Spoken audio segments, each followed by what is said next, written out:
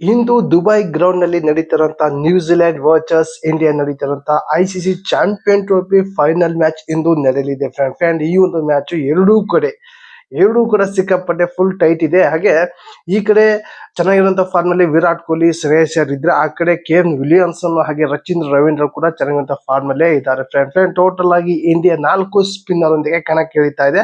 ಅದೇ ರೀತಿ ನ್ಯೂಜಿಲೆಂಡ್ ಕೂಡ 4 ಸ್ಪಿನ್ನರ್ ನ ಇಳಿಸುವಂತ ಸಾಧ್ಯತೆ ಈ ಒಂದು ಮ್ಯಾಚ್ ನಲ್ಲಿ ಮಾಡ್ತಾ ಇದೆ ಫ್ರೆಂಡ್. ಟೋಟಲ್ ಆಗಿ ಇವತ್ತು ನಡೀತಂತ ದುಬೈ ಗ್ರೌಂಡ್ ನಲ್ಲಿ ಫಸ್ಟ್ ಯಾರು ಟಾಸ್ ಗೆದ್ದಾರೋ ಅವರು ಫಸ್ಟ್ ಸೆಕೆಂಡ್ ಬ್ಯಾಟಿಂಗ್ ತಗೊಳ್ಳೋದು ಆಯ್ಕೆ ಮಾಡೋದು ಖಚಿತ. ಯಾಕಪ್ಪ ಅಂದ್ರೆ ಈ ಒಂದು ಗ್ರೌಂಡ್ ಅಲ್ಲಿ ಸೆಕೆಂಡ್ ಬ್ಯಾಟಿಂಗ್ ಮಾಡಿದವರೇ ಜಾಸ್ತಿ ಗೆದ್ದಿರೋದು ಫ್ರೆಂಡ್. ಟೋಟಲ್ ಆಗಿ ಈ ಒಂದು ಮ್ಯಾಚ್ 2:30ಕ್ಕೆ ಇಂದು ಸ್ಟಾರ್ಟ್ ಆಗ್ತಾ ಇದೆ. ಈ ಒಂದು ಮ್ಯಾಚ್ ಹೈ ವೋಲ್ಟೇಜ್ ಆಗಿರೋದ್ರಿಂದ ಇಂಡಿಯಾ ಈ ಒಂದು ಮ್ಯಾಚ್ ನ ಗೆಲ್ಲುವಂತ ಸಾಧ್ಯತೆ ಬಹಳ ಇರುತ್ತೆ ಅನ್ಕೊಂಡಿದೀನಿ. ಹಾಗೆ ನಿಮ್ಗೆ ಏನಿಸ್ತಂತ ಕಮೆಂಟ್ ಮೂಲಕ ತಿಳಿಸಿ ಫ್ರೆಂಡ್. ಈ ಒಂದು ವಿಡಿಯೋ